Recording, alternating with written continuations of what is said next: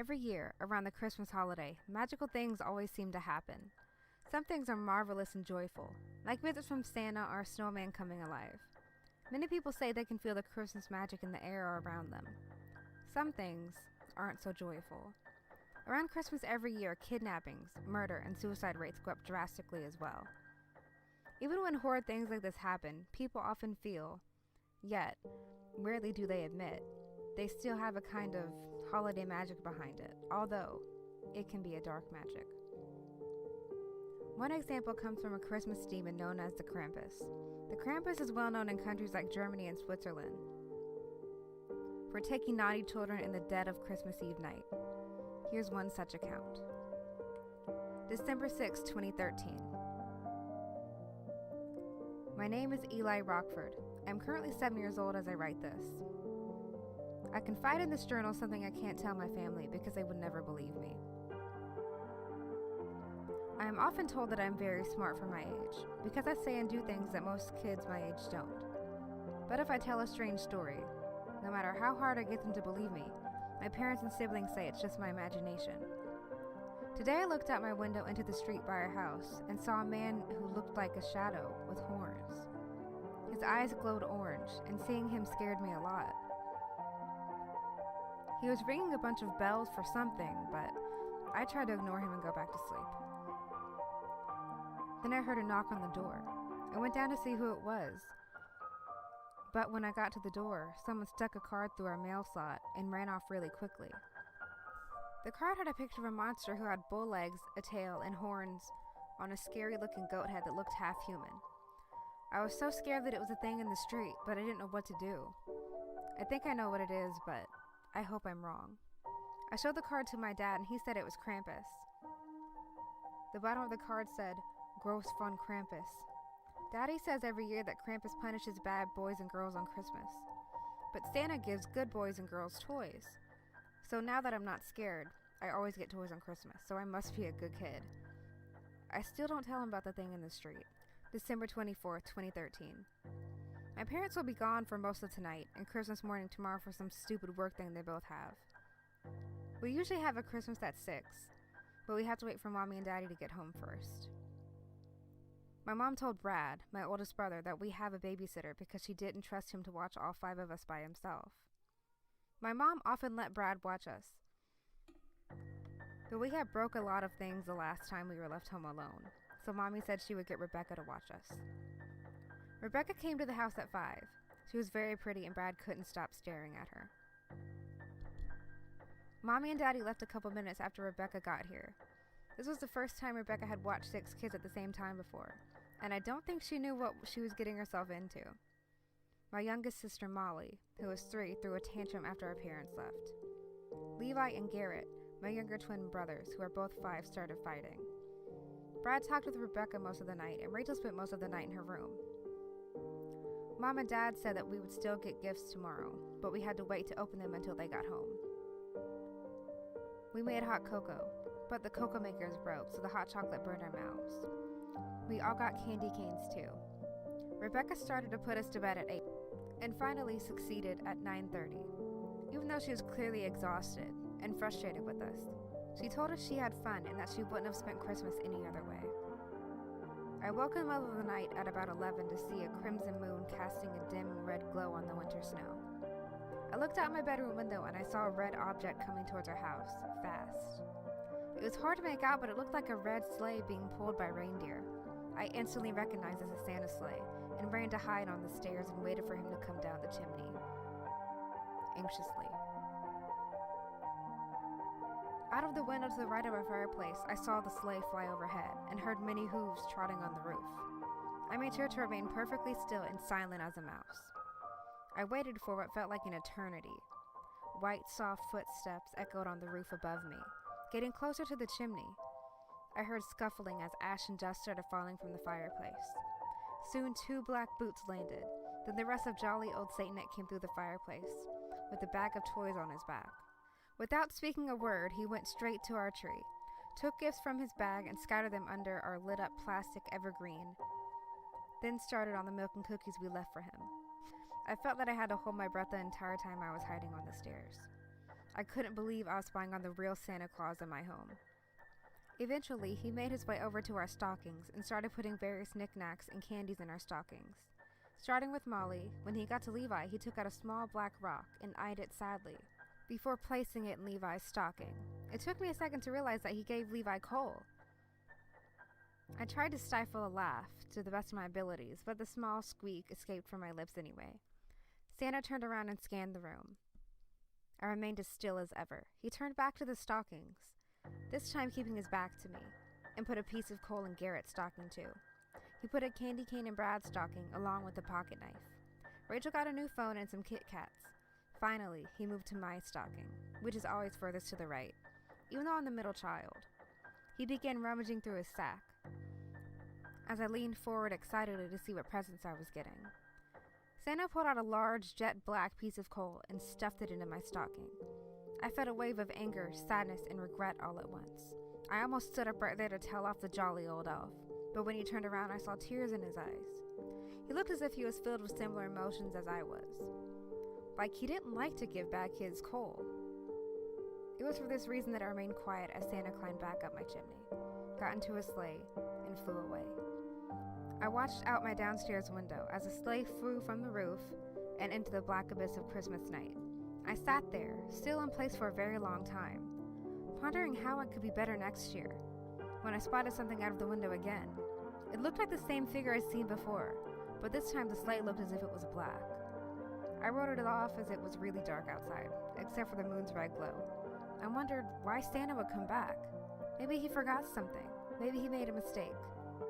Maybe I wasn't naughty, and he made his way back right now to fix his mistake. My mind was racing from one thought to another as I began to hype myself up for all possible Christmas presents. I'd stopped watching the window, and I had began to daydream about the next morning, until the hooves on the roof interrupted my thoughts. I heard loud, heavy clacking this time as he got closer to the chimney. Ash began to fall down the chimney, creating an ashy cloud around the fireplace as what I assumed to be Santa began coming down and landed with a loud crash. My final thought before seeing what came next was, how was no one noticed of all this? Through the cloud of thick, black ash protruded two large horns with stripes of red and white, like those of candy canes. As the dust settled, the rest of the figure was revealed. He was pale, icy-looking blue.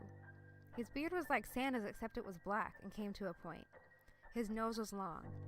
His face looked grizzled, but more human than I thought. His horn looked like they'd touch the ceiling if he jumped. His body looked human in shape, but animal in appearance. His legs were twisted and ended in hooves, like that of a cow or a bull. He had a long tail. His torso was contorted, and everything but his face and palms were covered in fur. He had broken chains around his wrist, and what looked like heavy red Christmas ornaments attached to his tail by another chain. His eyes were pointed, and so were his yellow teeth. Despite his horrid, outlandish appearance, the most noticeable things about the creature were his bells that it wore, and the basket on its back that had the limp arm of a child hanging from it. The stories were true, and so is Krampus. I couldn't believe my eyes. I had seen sleighs go by, magic reindeer fly overhead, and had even seen Santa Claus himself, but none of that could have prepared me for the beast that is Krampus. He moved around the room with such speed that I was caught off guard. This thing looked about 8 feet tall without its horns, and with them he towered over everything in our large home. He made his way to the fireplace and took the coal from Levi's stocking. He rolled it around in his long, bony fingers for a moment, then took the coal from Garrett's stocking, then finally mine. He studied the coal for a moment. A wide smile full of pointy yellow teeth beamed across his face. 9 little children. I heard it say in a cold, raspy voice. A shiver ran up my spine as it spoke. I was paralyzed in both fear and awe at the creature that roamed my living room beneath me. I thought he was moving towards the tree, but it walked. It started going down the hallway into Levi and Garrett's room. I remember things my father used to say about it, that he whips bad kids, takes them away, sometimes eats them. Sometimes he shakes them and scares them into being good. All these horrid thoughts and more danced through my head, as the monster creeped into the twins' room. I tried to scream with all my might, but no sound would escape my mouth. As I finally was able to choke out, "Levi! Garrett!" screams had already filled their room. Levi came running out of his room screaming his head off as Garrett followed suit. The creature's long, twisted arm reached from the room and grabbed Garrett's leg, pulling him back into the room. I stood up from my spot on the stairs and motioned for Levi to come to me. Garrett's screams fell silent. The Krampus emerged from the room alone. His nose seemed shorter now, his face even more deformed now. I gripped Levi's hand tightly, and we ran for Brad's room. I wailed on his door again and again, but he wouldn't come out. I would have tried harder to get his attention, but I could hear it coming up the stairs as each hoof hit each step. I took Levi to the laundry room and told him to hide in the laundry chute. Once he was inside, I began lowering the laundry hamper so he could get downstairs without confronting the monster. Before he was lowered out of sight, I told Levi to go start the hot cocoa maker, because I had a plan. He nodded, and once he got to the bottom, I felt the hamper get lighter as he climbed out. I heard the hooved footsteps getting louder and closer to the laundry room. I began pulling the laundry hamper up and climbed in, just as the door was violently flung open, despite the locks on it. The beast licked his lips with his long, skinny tongue as he slowly approached my trembling body inside the hamper. I began to bounce myself and rock the hamper as Krampus got closer and closer. The hamper wouldn't fall no matter how hard I rocked it, and the creature was nearly upon me. I felt its breath on me as it excitedly panted, getting further. I expected its breath to be hot, like that of a dog's, but instead it felt like the coldest winter chill, caressing my skin. I shook the hamper as savagely as I could before it finally budged. The hamper fell, and before I knew it, I was on the first floor. I crawled out of the chute and ran to the kitchen as a demon rampaged upstairs. As I came to the kitchen, I noticed no signs of my little brother, but I did see that the hot cocoa maker was on. The stomping of the creature upstairs continued, but didn't seem to be near the stairs, so I focused on finding Levi. He wasn't hiding in any cabinets, and he wasn't anywhere in the living room. I decided that he might be in his room, so I quietly crept into it slowly, but steadily. The twins' room was trashed entirely, and Levi wasn't there. There was blood on the wall. I shudder to think that it once belonged to my baby brother. A small, bloody handprint was smeared on the wall by the door. Dread was all I could feel at that moment. Dread for misbehaving all year, dread for what had become of my little brother, and dread for the silence that fell in place of hooves stomping around upstairs. I quietly and silently made my way to the kitchen and took out a large coffee pitcher of scalding hot cocoa. As I crept out of the kitchen in the living room, I had an ominous feeling of dread, as if I were being watched. I could barely see in the dark of the night, and I couldn't locate our light switches. The only source of light I had was the dim, eerie glow of the lights from the Christmas tree. As I scanned all entrances to the dining room, something moving caught my eye. The chandelier had begun to start swinging, as if something had bumped it or hit it. There was a soft thudding that accompanied the squeaking. As I looked around to make out another vague shape in the glow of the Christmas lights, I saw what bumped the chandelier. The monster was crawling on my ceiling, like a large, twisted spider. His arms were bent, looking for ways to grip the ceiling and watch me with his eyes that burned like fire. I wanted to scream at the top of my lungs at the very sight of it, but instead I held my ground. A cruel smile spread across the face of the predator who was stalking me. He undug his fingers from the ceiling and landed on the floor in front of me, with a thunderous crash, mere inches away from me. This was his mistake. I threw the entire pitcher of burning hot cocoa in his face, and the beast immediately began writhing in agony. He covered his hands over his quickly blistering face. He took his hands off his face as it began to melt and peel off, the bits of flesh and blood melting away to reveal his horrible skull, with its eyes still in their sockets. It froze for a while, and for a brief moment, I was happily assured and content that the Krampus was dead. But then it only started cackling an awful, disturbingly malevolent laugh. It pierced my ears like knives, and it loomed over me to instill as much fear as it could. It was working. Before my very eyes, the muscles around the creature's skull started to grow back, and in seconds, its new face had formed. It looked more like a goat, with pointy teeth than a human, but you could still partially see it in there. Its beard was still as long as before, but now it looked almost out of place on the demonic beast head. I turned and ran behind the Christmas tree, avoiding the abomination's lanky arms as I ran by. The Krampus immediately started coming towards the tree, intent on harming me. I pushed a large plastic evergreen on the monster and ran back upstairs to find my little brother. I wailed on my other siblings' doors, but no one would wake up no matter how hard I pounded on their doors. Everyone locks their doors in their room when we go to sleep, so we're not bothered. But the doors are also heavy, and not much sounds get through them. I began to shout for Levi as loud as I could, hoping he'd respond. Then Levi appeared at the top of the stairs. We stared at each other.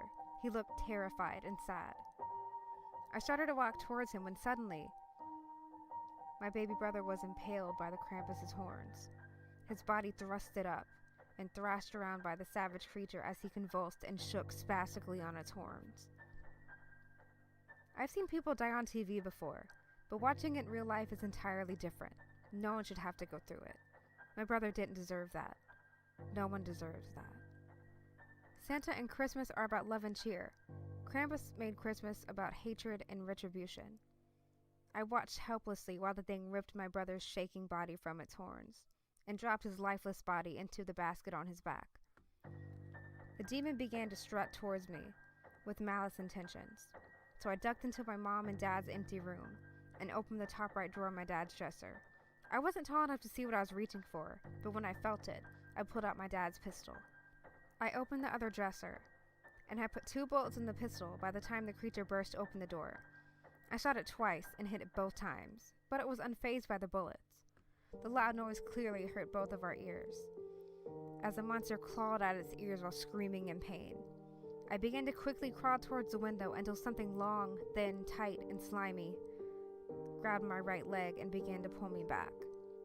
I looked behind me to my terror to see the Krampus was using his incredibly long tongue to pull me to its mouth full of sharp, jagged teeth. I began to breathe in and out, quicker and quicker. It began panicking as my foot got closer to its mouth. I lifted my left leg and kicked it in the face twice before its tongue finally loosened. Before I could breathe, Krampus picked me up and began to shake me wildly. I kicked him a second time, this time with my right foot, and he flung me into the hallway before I began limping away. I had reached the end of the hallway when I heard a loud popping crack sound. Moments before feeling a sharp sting across my back. I looked back and saw that the holiday devil had whipped me with a whip, like a lion tamer would use. I felt the warm ooze on my back as the new pain started setting in. I started to limp away to safety when I was picked up by Krampus again. His long, cold fingers wrapped around my back and stung my cut even worse. He looked at me, right in the eye, before lifting me behind him and dropping me into the birch basket on his back. On the outside of the basket, it looks like it could only fit a couple of kids inside, but the inside was massive. I fell into a mountain of bodies. There were hundreds or thousands of kids in one basket, piled onto each other, not all alive. Where you couldn't see other kids, which made up the trembling ground, you only saw darkness. No sounds could be heard from inside, or outside really. Either kids would scream, mutter, shout, until their throats clearly hurt, but no sounds came from their mouths. Every time I thought the situation couldn't get any worse, it got worse. I waited for what felt like a millennia to escape, as new kids would fall in and join the confusion to show how much time passed. Eventually, the Krampus reached into the basket and began to pull out another child. His arm became longer as he reached into the basket and stretched out to get a panicked girl. I grabbed onto her leg and let myself be carried to salvation. When we were pulled from the basket, I let go of the kid and fell behind Krampus. He didn't notice I escaped. He was too focused on the girl. He looked at the small girl a second before biting into her flesh with his large, sharp teeth. I never knew the kid's name before the creature devoured her, but I owe her my life for helping me escape. I backed away slowly from behind Krampus as he feasted on my fellow child at its dinner table. I had no idea where I was now, but it was dark and it was cold. I think it's where the creature lives. After the monster finished eating, he picked up a small wooden box, opened the top, and spat something that glowed a bright green into it. He then took the box over to a rusted door that he opened and entered, then left a few minutes later without the box. Then he left the room, leaving the child's remains on a large platter and a rusty door to my curiosity. I opened the door to see dozens of more wooden boxes. I also saw how many creepy-looking porcelain dolls and other toys. The door behind me was closed, and I was immersed in total darkness. I got out my phone and used it to barely light my way. I walked past the jack-in-the-box with a scary face. I walked past a baby doll that looked withered and old. I found a sack doll that looked like a creepy, rotting skeleton too. I thought it was like Santa's rejected toy shop until I found the word misfit, smeared in red paint, next to a clown with a skull for a head, blue eyes in its socket, and big, fleshy hands. I was terrified someone else was caught in that room before. When I got closer to the clown, it jumped towards me and yelled, Wanna play? I got really scared and jumped back as the clown let out a scary laugh. I heard scurrying and tiny footsteps from the other toys all around. I started catching the dolls and gingerbread men turning their heads as I ran along the walls, trying to relocate the door. I found another message on the wall. Why can't we die? Was scratched into the wall by something. I wanted nothing more than for this night to end. When I located the door, I bolted for it as soon as I saw it. But I was tripped by a toy soldier with realistic burns on half of his face. I kicked the tiny hunk of plastic away and moved closer to the door, when a deformed baby doll appeared from the darkness and sank her teeth into my leg. I felt a surge of pain and fell to the ground. I furiously punched the doll's head repeatedly until it unlocked its teeth from my flesh. The porcelain atrocity scurried off as the other horrible toys danced around me in the darkness. More and more of them kept popping out and coming out of boxes, like the one the Krampus spat out the glowing thing into. And the toys began muttering words, but I couldn't make out what they were saying. The muttering got louder and louder until I understood some of their words. Feel our pain. He killed us, but not entirely. He globbed me up and spat out my soul into a puppet. Kill us. Let us die. The things they said were terribly dreadful, to say the least. I got up and started making my way towards the door, as the dolls chanted more obscure things. We're gonna eat you alive like he ate us. I'm gonna rip out your eyes. Although they continued to chant, none of them came towards me again, as I moved around the dark room. I saw a small toy skeleton in Santa's clothes, with the beard move by. A puppet with many nails sticking out of its wooden head strung up to the ceiling, moving and wrestling around its strings. I spotted a stool that was pulled onto a workbench, with tools and a teddy bear on it. The teddy bear had real bear claws sticking from its paws, and real human teeth in its mouth. I reasoned that this was Krampus' demented toy shop, and decided to leave before it was too late. I walked past the bench to the door, and started pulling on the rusty metal handle. The door was extremely heavy, but slowly budged and started opening as I pulled back with all my might. Light began to bathe the room, and the misfit toys dashed to the shadows to avoid the light. I ran from the dark room, closed the door behind me, and leaned on it for a while to catch my bearings. I looked around at the only other room in this place that was familiar to me. I went by the long table the monster ate the nameless girl at, trying not to think about it. Trying to think of something, anything to distract me from the horrors I had bared witness to on the most unsuspecting and happiest time of year. I walked to an open door and poked only half my head out to scan the perimeter of the room. It led to a large room that had various whips, saws, and various other torture devices. I crept in and kept to the wall. I spotted 3 dark wooden doors amongst the darkness and concrete walls. I also found a window, and the snow was falling outside so slowly, so peacefully. 2 doors were on one large wall, opposite of the window, and the other was on the wall to the right of the window. I first tried one of the doors on the long wall, but had decided beforehand to go to the door right of the window, thinking it would lead me closer to the door, or something. The walls were lined with racks, and racks were lined with hellish masks. Some had horns, some had long serpent tongues sticking out, some had teeth, some had patches of skin, some had antlers. One was a wired skull with antlers, and the antlers had lit candles on them. It was so strange. The room was so large. And the other door led to the same room, I left without moving the door, in fear that closing the heavy door will create noise and lead the creature to me. I walked along the sidewalk to avoid the equipment, straight to the only door I had left. I opened the door slowly and with caution.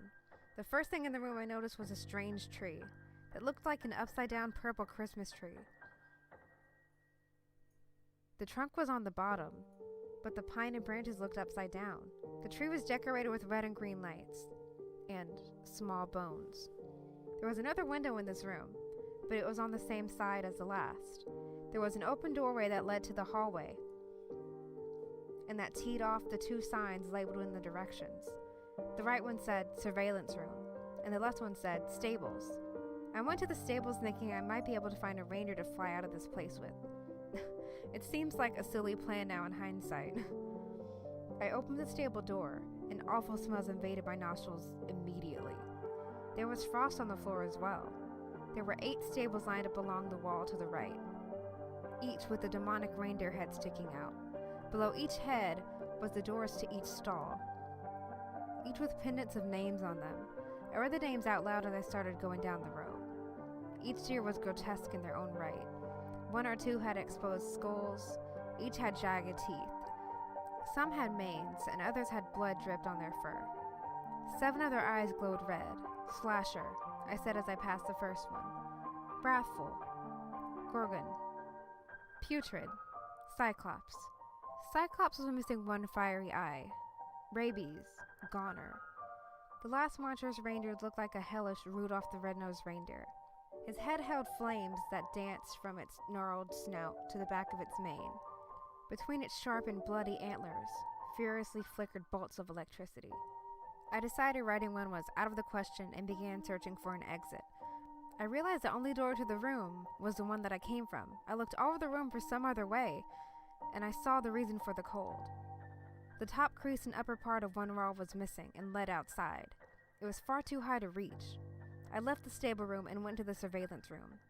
The hinda felt icy cold as I slowly opened the door. The room was like all the rest, was large. One wall was covered with monitors. The middle monitor stuck out more than the rest and had a keyboard below it. A chair was also pulled up to it. Each screen had various kids on it, some in dreadful conditions, others minding their own business. No sound came from the monitors, but I started to notice I was hearing a ticking noise. A clock above the door I came in read 5:45, Christmas Day. Christmas didn't start at my house until 6 o'clock. The wall opposite the monitors had many names scratched into it. I wondered if the dead girl's name was scratched into the wall. A door that read, exit, was next to the right of the monitors, but the computer said, search name. I sat in the large chair and typed in the name, Garrett Rockford. A nutcracker that had 2 bodies attached from the sides of its head popped up. Each body seemed to be trying to yank away from the other. Its face looked like it was in pain, and it had the same color of the eyes as Levi and Garrett. I looked up Levi Rockford, and the same thing popped up. I sat frozen in awe for a moment. Tears filled my eyes and ran down my cheeks. The ticking of the clock seemed to turn into clopping as I sobbed. I was crying more than I ever cried before. I cried so hard I began hearing a ringing. Then the chair I was in spun around and I was face to face with the Krampus. He looked menacing and sinister. His horns were partly covered in blood. His long fingers looked sharp and his eyes burned like never before. He waved his long, sharp, bony finger at me and said, Naughty, naughty. He said cruelly and mockingly. He licked his face with his incredibly long tongue, then began to wrap it around my throat. He started constricting his tongue and choked me. I was gurgling and coughing and struggling. I started feeling weaker and weaker as my head heated up and my lungs screamed for air.